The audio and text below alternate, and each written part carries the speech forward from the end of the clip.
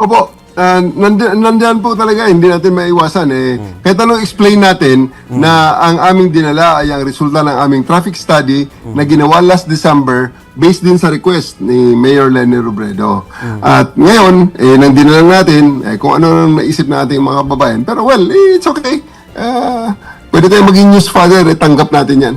Kaya nga, pero naisip nyo na, baka kasi talagang clamor yon. So, hindi ba yun na parang positibo para doon sa mga pwedeng tumakbo sa mga darating na eleksyon na parang yun ay clamor ng publiko, kaya siguro naiisip. Ay sir, wala akong problema sa pagtakbo. Meron na tayong takbo. Takbo laban sa mga bully, part 2. May kasama na pong padyak dyan sa Park Links, May 16, 2026. Ayun. Wala sinasabi. Meron pa talagang petsa si Alam mo, GM. tuwing mag-guest si GM Torre dito, yung takbo talaga lagi Oo, napopromote. Oo. Pero